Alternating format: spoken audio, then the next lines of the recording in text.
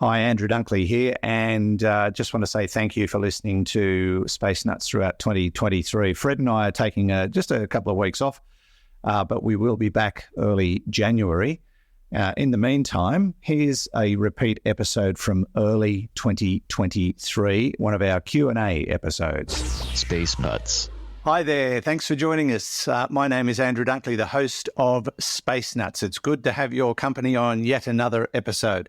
Now, coming up on this episode, we'll catch up with Professor Fred Watson, strangely enough, because he's not in Australia at the moment. He's somewhere on the other side of the world talking to very important people, like his family, yes, and a few others from the United Nations, just by the by.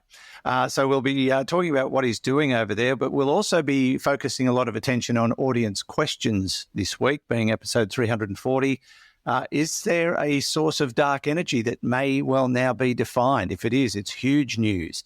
Rubble asteroid questions, magnetism, the mass of photons, artificial gravity, nuclear fusion, it's all coming up, and Fred hasn't pre-heard them. We're doing a potluck episode on Space Nuts today. Hope you can stick around. 15 seconds. Guidance is internal.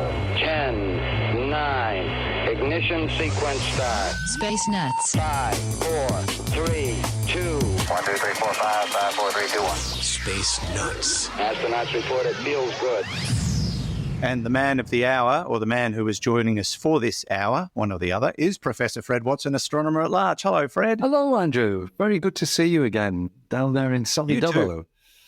It's been very sunny. You're lucky to be in Scotland because we've just come out of a heat wave. Temperatures for about 4, 5, 6 days in a row up around the 38 mark Celsius-wise. Yeah, well above the 100 in the old scale. So we got a very, very significant change through on Thursday night that caused a bit of a problem around the coast, yes. Sydney included. I know, yes. I've heard about that. Yeah, we got a dust storm. I was taking a photo of the dust as it rose up around town as the southerly buster, as we call them, blew through. And I actually snapped the camera at the exact moment of a lightning bolt. So I got a photo of a lightning bolt. Yeah, it was pretty cool. I look forward to seeing that. Yeah, I'll send it to you. But it's been very warm, but not so where you are. If you take off the 30 from your temperature, that's about what we've got here. So I'm in Bonnie, Scotland at the moment. As you said, I'm visiting my family, albeit briefly, but I'm visiting my family, which is a delight. Very nice. Yeah. But preceding that, you've spent a couple of weeks talking to people from... is it COPUS? Yes. The United Nations committee that is looking at the peaceful uses of outer space. That's correct. So this is United Nations 101. United Nations has, as one of its offices, something called UNUSA, which stands for the United Nations Office of Outer Space Affairs. And within UNUSA is a committee, which is the Committee on the Peaceful Uses of Outer Space, or COPUOS. And COPUOS has a subcommittee, which is called the Scientific and Technical Subcommittee, and that is what I was at. So the last 2 weeks, the first 2 weeks in February, there was the annual meeting of the Science and Technical Subcommittee of COPUOS, and this was my first experience of being in that meeting. I was part of Australia's delegation, a small delegation of Australians attending, and I was there as an expert advisor on dark and quiet skies, which of course are very big in the hearts of astronomers. I did say it was my first meeting. That's not quite true because I attended quite a lot of COPUOS virtually last year. But it's certainly the first time I was there in person. The first time I could see the interaction between the different nationalities, the different nations represented by COPUOS, and also the first time I could see the process of how you achieve consensus among a very disparate group of nations with different ideas. I had the great privilege of presenting Australia's position on dark and quiet skies, which is essentially something to the effect that we recognize that, space, in particular, the idea of satellite constellations for internet access on Earth, that space is very important, that these satellite constellations are an important aspect of our future human life. But at the same time, Australia has invested considerable amounts in astronomical infrastructure and doesn't want space constellations to get in the way. And so that's really the nub of the issue, this balance between what the space industry wants and what we want from the space industry and what we want to protect in terms of dark and quiet skies. And my view is pretty optimistic about this, especially as we see the industry itself responding to the concerns of astronomers. So that was what took up a lot of my time during the 2 weeks of the Copperworth subcommittee meeting last week and the week before. Yeah, I thought when it sort of focused on peaceful use, Yep. they were going to be discussing, not putting weaponry in space. That's not part of it? Yes and no. It's part of the assumption, the underlying assumption of the discussions of this committee that it would all be about peaceful uses. So Gotcha. setting aside the possible military uses of outer space, which are a very different thing. But I have to say that idea did raise its head several times during the committee, but the committee is all about the peaceful uses of outer space. I suppose with Vladimir Putin announcing that they're willing to ditch the nuclear non-proliferation treaty in the wake of the US support for Ukraine, that space would come into play as a potential launching ground, if you like. So, it's a hot topic. Yeah. But the peaceful use of space, we've got a lot more private entities getting up there, and it's getting very busy, as we've said before. That's right, and that's the concern. That's the real concern about this of this committee. Despite the fact that shadow that you just mentioned certainly cast itself over the committee and its deliberations. I'm sure it did. Yeah. Yes, it certainly made big news around here. All right, and it's not over. You've got more work to do before you get back home, haven't you? Yes, indeed. There's a conference on a much more scientific level. There is a conference which is all about the future use of surveys, big surveys in astronomy, and in particular coordinating optical surveys, invisible line, with the European Southern Observatory being one of the hosts of this meeting, and the radio surveys with the Square Kilometre Array Observatory being the other host. By the way, just incidentally, I briefly passed by the headquarters of the Square Kilometre Array Observatory yesterday at Jodrell Bank in the north of England. Oh, wow. Yeah. Fantastic. I didn't go in and say I'm the astronomer at large or anything. I went and had a cup of coffee instead. Yeah. It's an amazing facility, though. That's spectacular. Right. Yes, it is. Jodrell Bank is spectacular. That's true. Now, Fred, we were going to discuss this breaking news, I suppose. It certainly caught my attention over the last few days, and that is the potential for the discovery of a source for dark energy. But it's also been brought up in a question.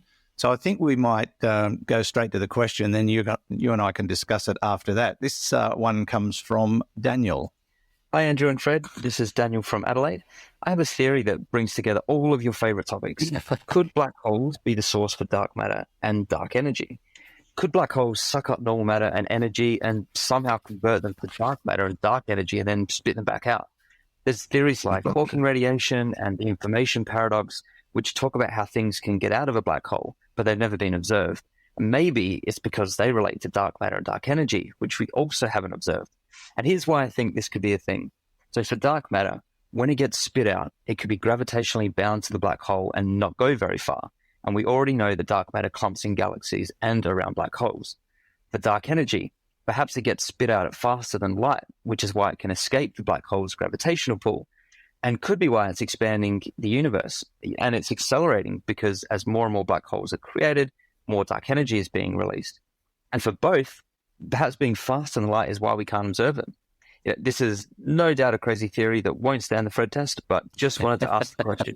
Love the show, guys. Thanks. Thanks, Daniel. Well, interestingly enough, what you have just theorized may well be true. So there's a Nobel Prize headed your way.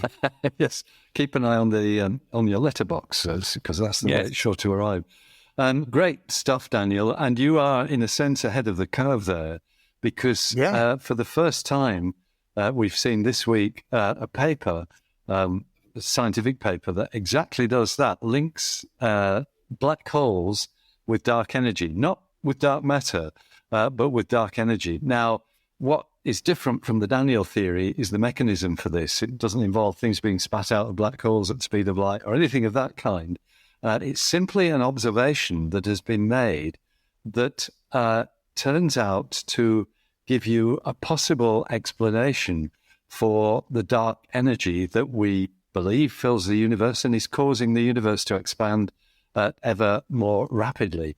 And it comes about by a series of observations made by quite a large team of 17 researchers, 9 countries, led by the University of Hawaii, but including British scientists as well, which look at the way black holes evolve over time. And what they've done is they've looked at black holes which are in the early universe. So that what we do is look out to very distant galaxies and look at these black holes in the early universe. We can see how energetic they are and, how much they're gobbling up material around them. But then to look much later in the universe, in other words, to more recent times, to look at galaxies that we believe have run out of the fuel that would provide the black hole with, the meals it requires. That's the stars and gas that would surround the black hole itself and actually cause the black hole to increase in mass and become energetic. So the bottom line with this is that those recent the observations of black holes as we see them recently, and these are all supermassive black holes in the centers of galaxies, they are much bigger than they ought to be. They're something like up to 20 times more massive than you would expect them to be just from the idea of these black holes accreting or gobbling up material. So that is something that you can't explain. The fact that they're up to 20 times larger than they were in the early universe, the equivalent types of galaxies, you can't explain by what you might call normal astrophysical processes. That's to say, the accretion. And what these scientists are drawing from that observation is that there is some connection, and it's being called cosmological coupling. There is some connection between the black hole itself and what's called its vacuum energy. Vacuum energy being essentially the energy of space itself. So what they're saying is that black holes themselves generate an energy that is somehow coupled to the expansion of the universe, so that this energy increases in mass as the universe expands, and that maybe that is the source of dark energy. And in fact, the reason why they make that link is that the idea of this coupled energy from black holes going into the universe itself, actually, when you do the calculations as to how much vacuum energy there should be in a black hole and look at the accelerated expansion of the universe, you get the same answer. So the black holes can provide the energy required for the universe's expansion to accelerate. And that's the bottom line with this work. I'm going to say a little bit from the study's first author, Duncan Farrar of the University of Hawaii. He is somebody who used to be at Imperial College in London. We can quote what he said. He says, "We are really saying two things at once, that there is evidence the typical black hole solutions don't work for you on long timescales. And we have the first proposed astrophysical source for dark energy. What that means, though, is not that other people haven't proposed sources for dark energy, but that this is the first observational paper where we're not adding anything new to the universe as a source for dark energy. Black holes in Einstein's theory of gravity are the dark energy. In other words, if I can put that in a different way, we don't need to look at unusual sources of energy that might be making the universe expand more rapidly. It is actually coming from the black holes themselves, which we understand at least at some level. I think, potentially is extremely exciting, Andrew. You and I have talked many, many times about both black holes and the dark energy. But to link them together may well be something that might result one day in a Nobel Prize. Watch this space. Yeah, what's your letterbox, Daniel? Yes. You said it first. But I guess the hard part is, how do you prove it? Yeah, so you've got to, in a sense, this is laying down the first layer of proof, because this comes from observations. The fact that when you observe black holes in the early universe, black holes in today's universe, there is a mismatch in what you expect their masses to be, that they are up to 20 times more massive than what they should be if all they're doing is accreting material. And so that is a really interesting step. Now, my expectation, Andrew, is that this will be challenged by other astrophysicists, and we might see a bit of detail in the challenges that perhaps have been missed by these authors, but it's certainly a very interesting first step in perhaps a real understanding of what dark energy is all about. Indeed, yeah, it'd be extraordinary. But it sort of prompts a question in my mind. If black holes are responsible for the production of dark energy, which is also responsible for the ever-increasing expansion and acceleration of the universe itself, when all the black holes die, will we have a Gnab Gib? Maybe a Gnab Gib will, or the Big Crunch, as it's sometimes known. That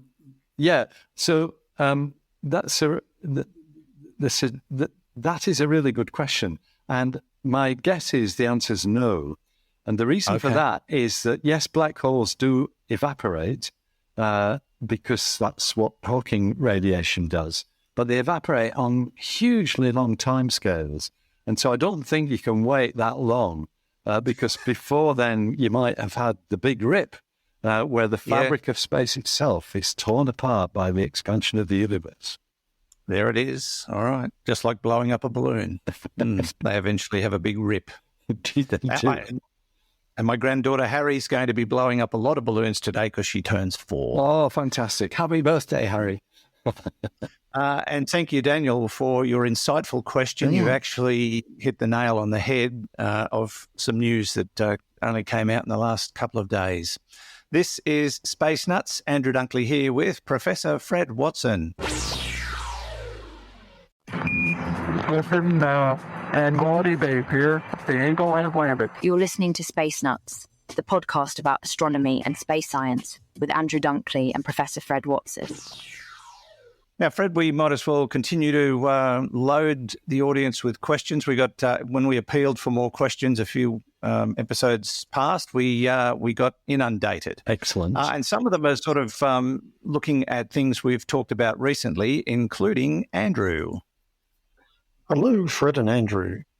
Great episode. I'm really enjoying the latest one, but I have paused it because I had a burning question after your item about the rubble pile asteroids and how long-lived they are. Very, very fascinating. I'm wondering what the different danger level is from rubble pile asteroids versus the solid ones. And just wondering, shouldn't a rubble pile asteroid burn up a lot more than a big one and thus potentially be less damaging? Anyway, fascinated to hear your answer to that one, and keep up the great work, guys. Thoroughly enjoy it. Been listening from the very early days. This is Andrew from Melbourne, by the way. Cheers. Bye-bye. Thank you, Andrew. Hope you're avoiding those grass fires. That's another thing that's happening at the moment. Big grass fires around Victoria and north of Melbourne. So, it's not a happy place at the moment. But, good question. We talked about those rubble asteroids recently. We might recap on what they are. But, in short, they're a conglomerate type of asteroid, but it turns out they're tough as nails. That's right. And this work came from the Hayabusa spacecraft with the samples brought back from asteroid Ryugu, which, as we know, is a rubble pile asteroid. It's a pile of debris. And it was the careful analysis of crystals within those samples that gave rise to the idea that rubble pile asteroids last a lot longer than what you might call monolithic asteroids that are one chunk of material. That was the result of the isotope measurements and the crystallography. And the inference of that was that maybe they are harder to destroy, that they kind of behave in a springy fashion. If they're clouted by something else, they act like what you might call a giant space cushion. In fact, I think that's a quote from one of the authors of that paper. And so that giant space cushion takes a blow but doesn't destroy the rubble pile asteroid, which is exactly the opposite of what you would expect to happen. You'd think a pile of debris, you hit it with something else, would just fly apart, but that is apparently not the case. So the other inference from that was that perhaps because these asteroids may well be very long-lived, perhaps there are more of them than we expected. And the good news story as an aspect of this was that a rubble pile asteroid might well respond well to the shockwave of a nearby nuclear blast if you needed to detect one. And just going back, Andrew, to my time with the United Nations last week and the week before, I also had the great pleasure of sitting in on a meeting of the International Asteroid Warning Network, who think about exactly this sort of thing. And the rubble pile idea was one that certainly was discussed during this meeting, that you might be able to use an indirect nuclear blast to deflect one more readily than you could a monolithic one. Now, that doesn't answer Andrew's question, which is about how much does a rubble pile, disintegrate as it passes through the atmosphere.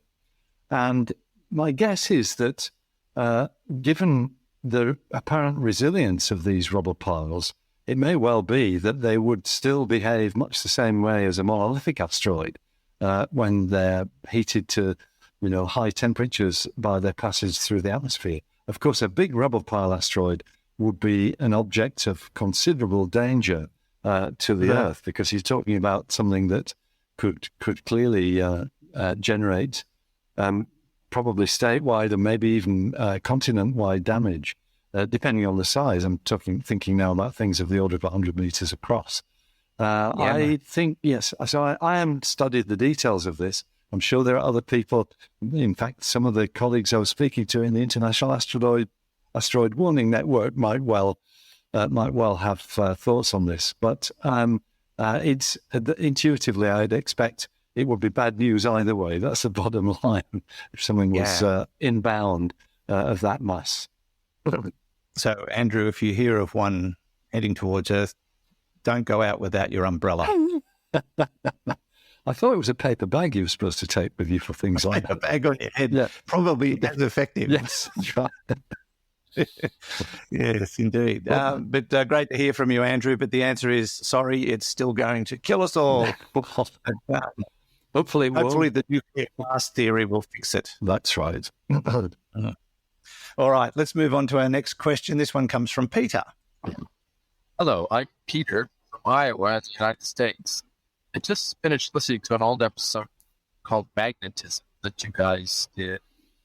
And I was wondering, black holes, if photons can't leave the event horizon of a black hole, how do magnetic field lines get out? Doesn't quite make sense to me. Also, the second question, during the episode, Dr. Watson said that the magnetic north pole of the Earth was wandering around, and it was currently somewhere in Siberia. I always understood that the magnetic north pole was in the southern geographic pole, that the magnetic north of your compass needle points toward the south. so that the south magnetic pole was actually the North's geographic pole. If I got that wrong, thanks, guys. Great show. All right. Thank you, Peter. What I want to know is whether he was turning left or right. I heard a car indicator in the background of that. Depends which way the magnet was pointing, obviously. Yes, indeed. Yeah. Which side of the road. Yeah. And so a double whammy, magnetic fields and how do magnetic fields escape the sun when its gravity is so very intense and everything falls back in? Is that what he meant? Yeah, well, yes, I think he was specifically referring to black holes, though, as well, which also have magnetism. It's a good question, actually. The magnetic field around a black hole, is it escaping through the event horizon or not? Because magnetism is carried by photons, which are subatomic particles, the electromagnetic force carrier. And my guess is that the magnetism must be created outside the event horizon, but I'm not enough of a black hole specialist to know the answer to that. So I might defer to my colleagues about that. However, Peter's right about the magnetic pole. We conventionally refer to the north magnetic pole of the Earth as being the one that's in the northern hemisphere, even though it would be the south pole of the magnet that would point towards it in a magnetic compass. So you're right to pick up on that. And in fact, I think we had that debate at the time. But what we conventionally describe as the north magnetic pole is indeed in the northern hemisphere of the Earth, because it wouldn't make much sense if the south magnetic pole was up there among the ice. It wouldn't really, would it? No, quite so. What happens when the magnetic field of the Earth flips? Is that going to mess all that up? Yes, well, that's right. It means that your magnet points the other way. The way it should be. I think we should all look forward to that when it might happen within the next 2,000 years or so. Right, okay. Hold your breath. Yes. So the answer to your question, Peter, was don't know and yes. That was it. Well, it's better than yes and don't know. Good point. Good point. All right. Thanks, Peter. Great to hear from you. And we'll I suppose, as Fred said, we'll wait till the flip happens and then everything will be sorted out. This is Space Nuts. 0G, and I feel fine. Space Nuts. Now, this question that comes from Alan, Fred, you touched on in answering Peter's question. This is actually about photons. Hi, Alan from Copenhagen, Denmark. I just learned from another podcast that photons carry no mass. Then how can they carry energy when E equals mc square? Hey. Yes, indeed. That's a good question. Now, you talked about what photons carried in the previous answer. So if they've got no mass, how can they carry something? That's a good question. What they don't have is what's called a rest mass, because you can't stop. Well, you can actually stop a photon, but that needs special sorts of equipment. But they don't have a rest mass, and so they do carry energy exactly in accordance with other equations, a bit like E equals mc squared. So photons carry electromagnetic energy, and indeed magnetism is a form of that, and so it's carried by photons, as we were just saying. But the deciding thing is clearly photons do have energy, and in fact, when we talk about the wavelength of light, for example, the smaller the wavelength, the higher the energy, and so when you get to things like gamma rays and X-rays, these very high energy photons, then we just discuss them in terms of their energy rather than talking about wavelengths or frequencies at all. It's just the amount of energy that photon carries. But the bottom line, Alan, and it's a great question, and it probably sounds like a glib answer, but it's that if you stopped a photon, it doesn't have mass. That's the bottom line. Man. Well, it's interesting you should say if you could stop a photon. I read an article the other day. There's I can't think of the scientist's name, but she's been playing with light, and she's actually been successful in manipulating light and affecting photons, and she actually reduced the speed of light to 17 meters per second in a lab, which I just can't comprehend that. And she said she could even save it up and use it later. Yes. I can't get my head around that. And neither can I.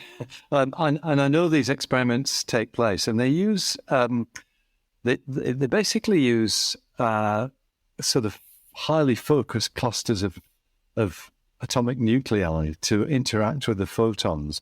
It's a field that I don't know too much about, but it's a great area of physics. And you're quite right that you can slow down photons to have a speed of light that is very slow indeed.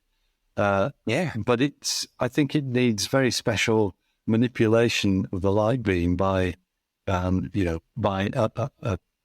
focusing, as I said, particles, subatomic particles, in such a way that they interact with the photon and slow it down.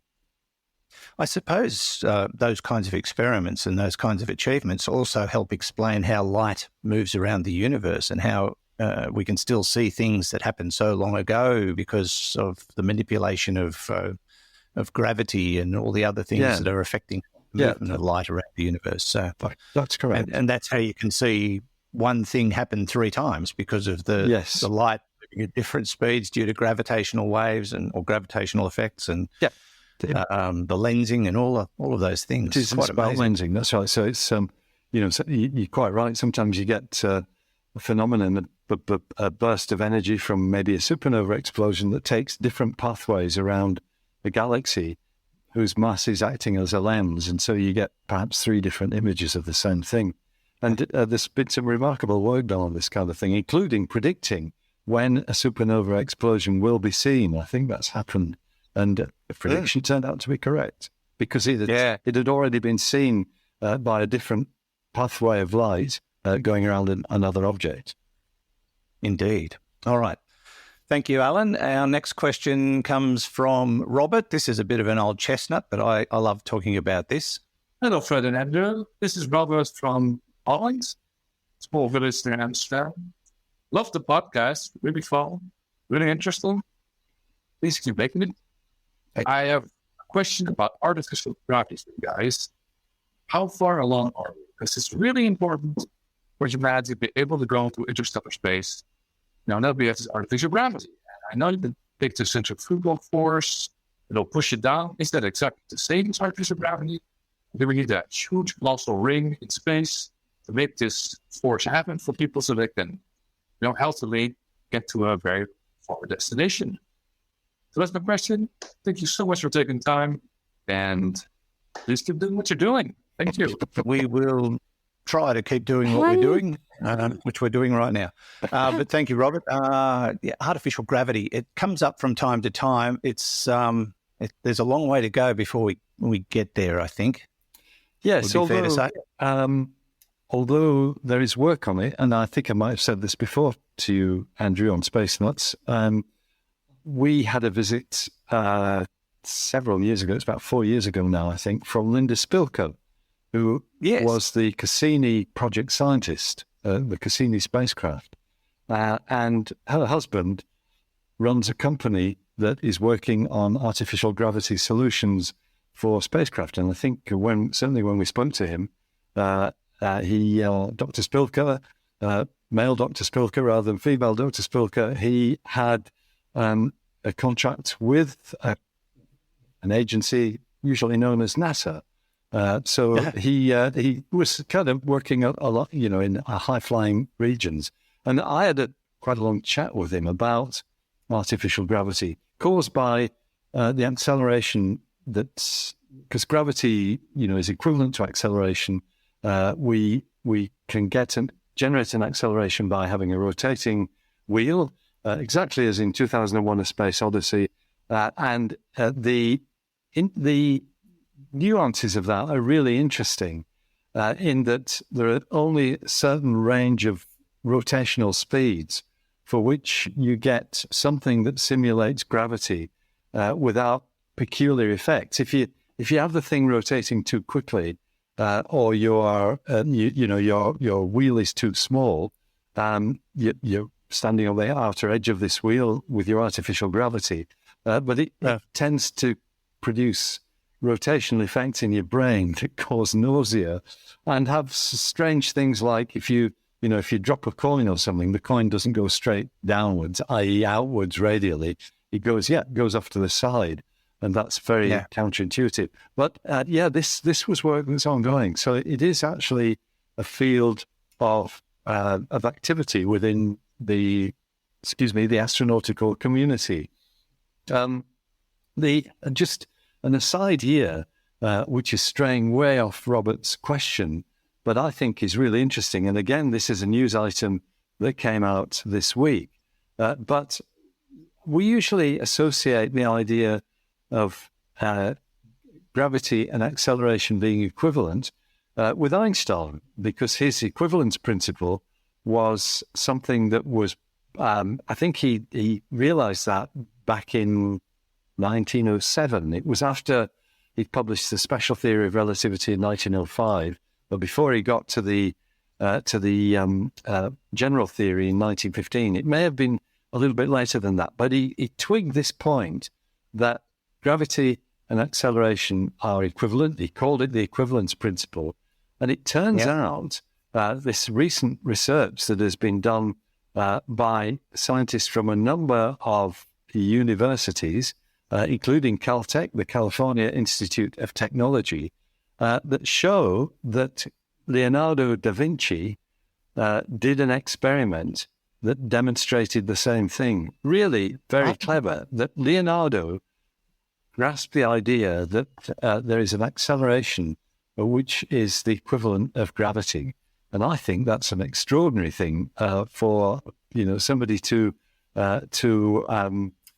realize in the early 16th century. It's usually Galileo we think of as laying the groundwork of that equivalence, but it looks as though Leonardo got there first. So Isaac Newton should have just eaten the apple. I think he did, actually, in the end. You can follow this up, actually. There's a paper which is in a journal called Leonardo. It's called Leonardo da Vinci's Visualization of Gravity as a Form of Acceleration. Yeah, he was way ahead of his time, wasn't he? Certainly was. Right. All right. This is Space Nuts, Andrew Dunkley with Fred Watson. You too could feel what it means to win a share in Lotto's $30 million mega draw this Saturday. Hurry, get your ticket today. Wouldn't it be nice? Roger, you're loud and clear here also. Space Nuts. Now, we might squeeze in one or two more questions, Fred. This one, again, looks at something we've talked about before. This is Tom. Hello, Fred and Andrew. This is Tom from Minnesota, and I just wanted to congratulate the two of you on being selected to be cryogenically frozen until nuclear fusion is ready to be integrated into space exploration. Now, when we thaw you guys out, you're going to have the honor of getting to pick where the first nuclear fusion-powered rocket is going to go, and I am so curious to hear what you think might be the goals of that first mission. Love the show. Thanks so much. Thank you, Tom. Interesting way to ask a question. We've talked about long-haul travel in space and ways to propel ourselves, sails, light sails. We've talked about traditional rockets just not holding their water, so to speak. But nuclear fusion has been talked about as a potential way of traveling at pace, long distance in space, and that's what he's alluding to. So, and I know they're working on all sorts of options, Fred, and the time will come when they find a way to reach reasonable speeds, because that's the challenge, isn't it? Getting fast enough to get somewhere before we all, drop off the twig. But where would we go first? That is the question. And my first thought when I listened to Tom's question, my first thought would be Alpha Centauri. I mean, you go to the nearest star that's not the sun, would you not? I actually think you'd be going even nearer than that. I think you'd try it out first on the moon. Oh, okay. Well, yeah, that makes see how sense. quickly you can get there. It's really interesting. Sorry, beyond the testing phase. Yes, all right, beyond the testing phase. No, Tom's quite right. But you might be surprised, or you may not be surprised to hear this, Andrew, but there is a working group on nuclear power sources in space, which had several meetings during the COPUOS subcommittee meeting that I was at a couple of weeks ago. And that working group was chaired by a very eminent British physicist, somebody who's worked with nuclear power sources over many decades, Dr. Sam Harbison, who actually retired from the lead of the working group. But I sat in on some of those sessions. Really interesting, the kind of things that are being discussed in terms of nuclear power sources in space. And fusion, of course, is always the holy grail.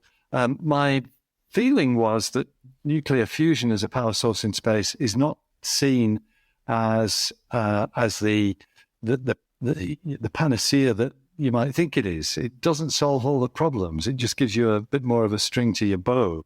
But I'd be inclined to agree with you that if you did have a new form of energy, a new form of propulsion that was going to get you somewhere pretty quickly, then Alpha Centauri would definitely be a worthwhile target. It's still going to take you no fewer than 4.5 years to get there, because that's how long light takes to get there or to come back. But yeah, I think that's a pretty good guess, and I'd go along with you, Andrew. Okay. I hope Tom agrees.